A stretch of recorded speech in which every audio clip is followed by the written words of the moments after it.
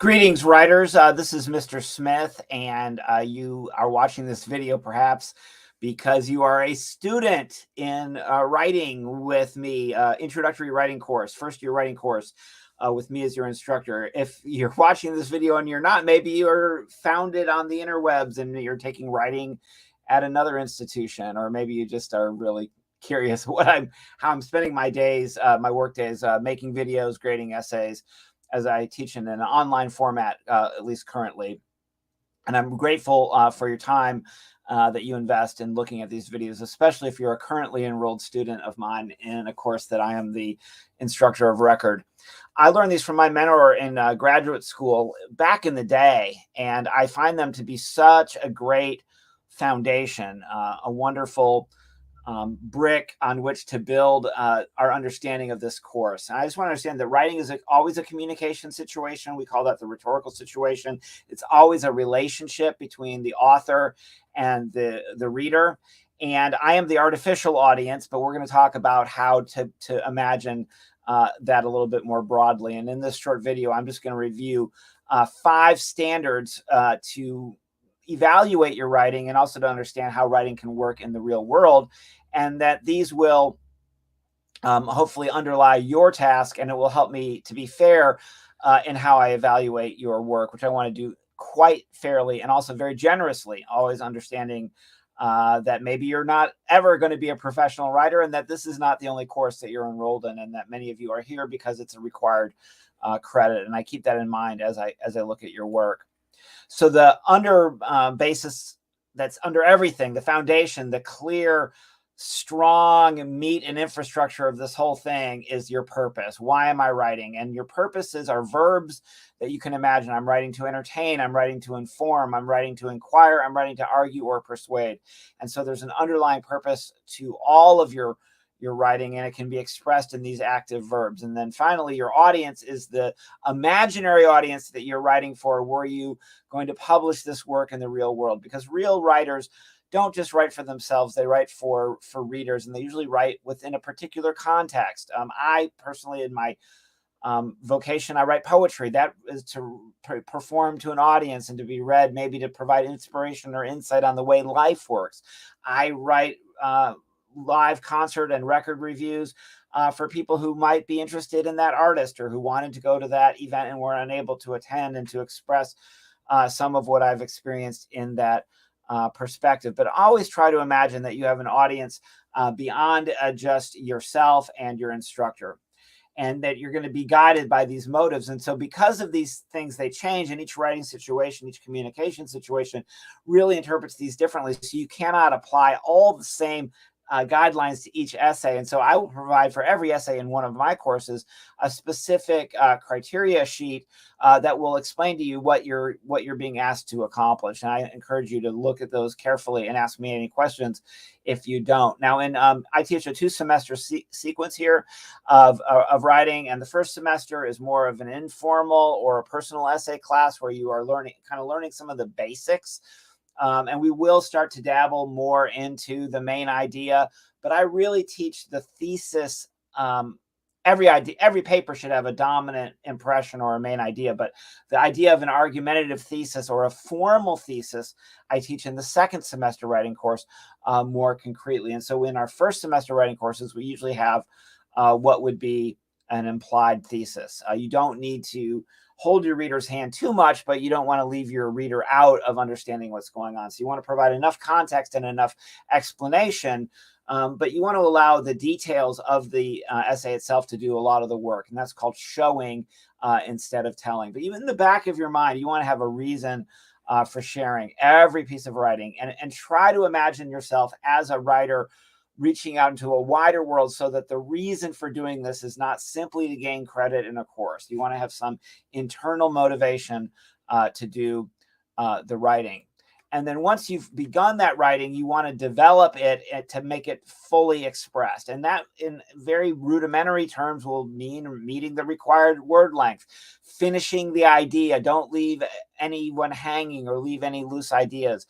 And in writing that involves outside sources, which much of our writing does, you want to effectively use those sources. And we use a guideline for how we incorporate that.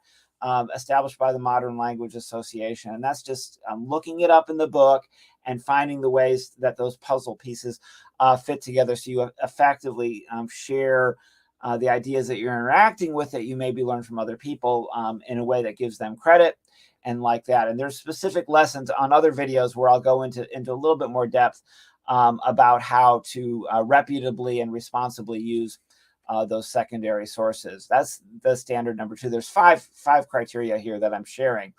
The next one is organization, and this is very basic about a few ideas. One, every essay should have a clear beginning, middle, and end. Some essays will have a formal introduction and conclusion. Some, it will, in the creative nonfiction storytelling assignment, it's a little more implied, but you have a place that it begins and that it ends, and the reader should be able to experience some form of closure and understanding about why you began and ended where you did. We write in paragraphs. We don't write one long body of type. This is actually very simple to make it easier for the reader to understand. Paragraph breaks, that pause, that's a more severe pause than a period or a comma, will give us a chance to catch our breath and to follow the flow of your ideas. And so between paragraphs, we use transitional words or phrases, and we sometimes use topic sentences. We use these cues, these guides, these tools that will lead the reader in and out of ideas. And so organization is that your ability to understand what you're saying, where you're going, and sort of control the flow of your essay. This is extraordinarily important, and the failure to kind of guide the reader will result in confusion for the reader, which could result in lower marks on your paper. But it's something that we can work on in a workshop. If you do a one-on-one workshop with me, if we can take up some of these techniques. But if you could just look into transitional words and phrases, and I believe in the short paragraph. That's just my personal preference. I believe a short paragraph can be really, really effective for sort of bracketing your ideas into these little portions of the essay. And it can just aid in so many different ways in the organization and flow of your overall essay by setting things apart in paragraphs. Our voice and style is incredibly important, that we start to express ourselves in ways that are true to us. And we learn our voice and style by imitating writing that we like. And so you want to read writing that you admire. You want to internalize the techniques that are appealing to you. And really, I just heard this from a singer-songwriter, and it made such a huge impact on me. And I know that's true of me as a writer, that we take probably our 5 or 10 favorites. This person said his 5 or more influences.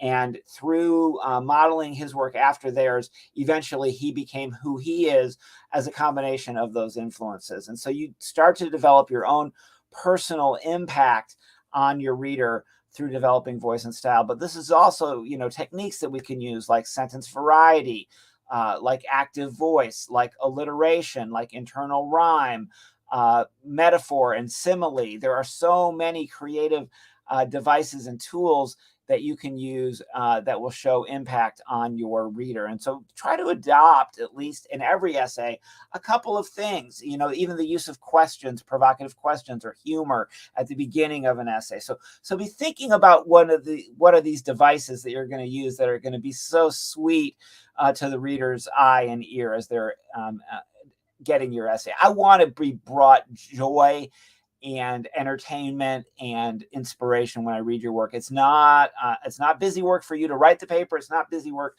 for me to read the paper. I'm going to bring my whole self to the reading of your work, and I want you to bring your honest and vulnerable and entire self to your papers, and then it comes out in your voice and style. And you can really learn to make an impression on your instructors by developing a unique way of being yourself, truly being yourself in your work. Okay, don't separate your schoolwork from the rest of your life. It's a part of you now. When you're a professional academic, it becomes your whole life. As a teacher, that's been my whole life, and as an author. But see that for this duration anyway, that you're enrolled in this course, that this is a part of who you are. It's an extension of your real self, not just a hoop to jump through, not just a box to check. You are a full human being, and you can bring your full self to this project. Grammar and mechanics, I've been told, by people who are not in my profession, that obviously I am just, here to check your spelling, and I'm here to check your periods, your punctuation, your subject-verb agreement, and that's just not the way I roll. That purpose, that style, these are the things that I care about. right? I care about your ideas. I want to be brought into that essay in a way that you can make me care about what you're saying, and I want to care about what you're saying. All this factor of mechanics and grammar is an agreed upon code that human beings operating in a discourse community, operating in a game plan on a playing field of shared ideas, that we've agreed to play by certain rules and regulations, just like we would go to a sporting event at our university, they'd be playing by NCAA rules. You go to a professional event, they'd be playing by the rules of that league. We work in standard written English. There's certain expectations. These are not written for lack of a better word. Let me just say this: these rules of writing are not written by God. They're not etched on stone tablets, and no one's going to die from a comma error in a paper. You can't die from a comma splice, I've always said. And so just keep that in mind, bring it some perspective. And also we honor our discourse styles that are outside of the learning community that you're in right now. I'm going to abide by the rules of standard writing and try to help you, because I think this will also help you be more confident and more mature when you write professionally in other contexts. And my motivation is to build your confidence in understanding these things. And so if in a one-on-one workshop, should you choose to do one, you're struggling with ideas, we can talk about how some of these ideas work, and we can maybe learn that these ideas a little bit better. But the purpose is for your confidence and for your ability to be convincing in conversations and academic conversations you would have outside of my class. It's not to say that a way of expression that you might use outside of academia is inappropriate or wrong. I just don't believe that. So I do believe that the way you text message, the way you talk on social media, the way you talk in real life amongst your friends is also a real valid form of expression and communication. I don't put there's no pedestal on which I put academic language. That's just one of the many language styles that we can use. And I invite you in this class to try to learn a little bit about that and try to practice it. But you're going to do that by reading our textbook, reading our textbook, and practicing in your writing. And if you want to get a kind of a little bit more insight on that, you will do a workshop with me over it. But it is counted in some of your points. This criteria, but it's counted equally among all the other criteria that is on the criteria sheet. And there's not one, this isn't the make it or break it thing that I'm afraid that some of us have been taught that it is. And I say that not because good grammar and mechanics can't get you a long way. I think it can, but not being confident or not feeling like conforming to this is not a deal breaker in my understanding of writing. And you still have something valuable to say. You still need to say it. And we don't want to be intimidated by this. So it would hurt our ability to be ourselves and to express ourselves. That's what's most important, is that you try to inhabit these assignments with the best way that you can be yourself. What I say in my introductory remarks to this class is that our job is to tell the truth and talk about freedom. We want to be honest, and we want to be free. I appreciate you listening to this video on the standards for effective writing that are underlying our purpose and our practice as writers. And it helps me be fair and equitable in the way I assign a grade to a student, because that is a very deep responsibility, and one I take very seriously, and one I want to be very generous and very fair about. So thank you for listening to this video, and I can't wait to read your next paper. This is Mr. Smith.